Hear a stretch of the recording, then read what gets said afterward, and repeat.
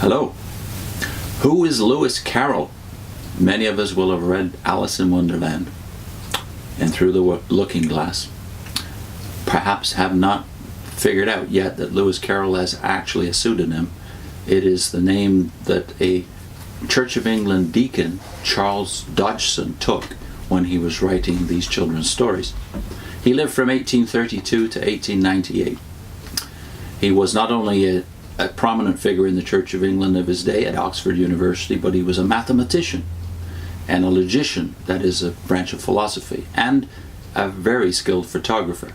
And while he was teaching in 1862, he wrote these two books, Alice in Wonderland and Through the Looking Glass, said to be inspired by Alice Liddell, who was the daughter of a close friend, Henry Liddell, the great Greek scholar. There are definite parallels with the Watchtower's interpretation methods, where the words are controlled by the user in his story. So I wanted to read to you a part of Through the Looking Glass, a conversation between Humpty Dumpty and Alice.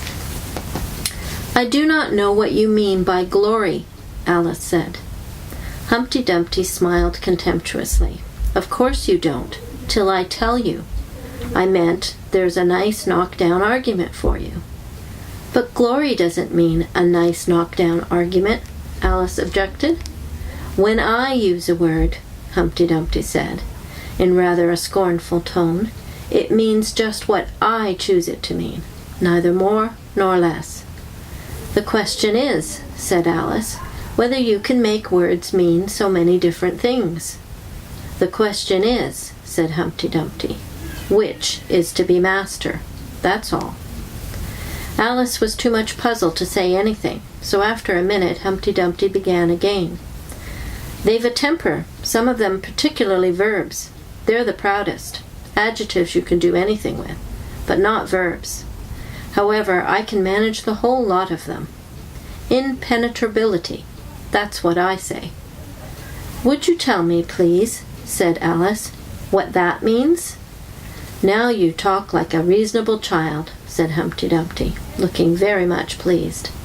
"I meant by impenetrability that we've had enough of that subject, and it would be just as well if you'd mention what you meant to do next, as I suppose you don't mean to stop here all the rest of your life."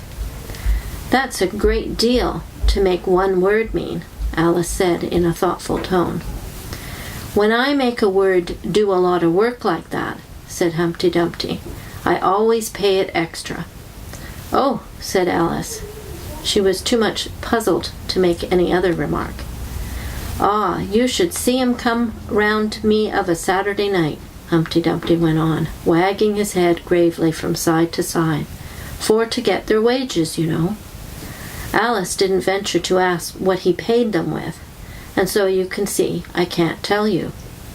"You seem very clever at explaining words, sir," said Alice. "Would you kindly tell me the meaning of the poem called Jabberwocky?" "Let's hear it," said Humpty Dumpty. "I can explain all the poems that ever were invented, and a good many that haven't been invented just yet."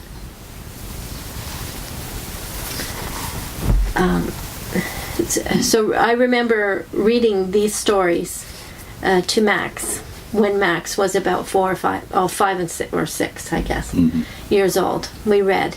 And Max, like Alice, could see how absurd Humpty's method was of trying to figure out what words meant. Yes, the system seems to be completely arbitrary. Nothing's connected to anything else. So here Humpty's obviously created a world that doesn't need dictionaries, doesn't need reference sources outside of himself. Mm-hmm. It also makes me remember, and some of you may remember, a show that Max and I particularly liked called Dinosaurs, where the main character works for a company called We Say So Corporation. We Say So Corporation. Yeah. Well, I'm afraid that in the common culture today, Humpty Dumpty is winning. In the climate of postmodernism, our culture that celebrates diversity, the sovereign right of the individual to define reality, is now exalted over all other principles.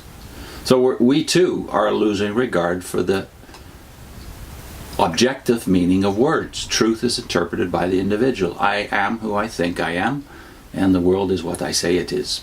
We call this freedom, but Alice and Lewis Carroll, I think, would call it insanity. Yes.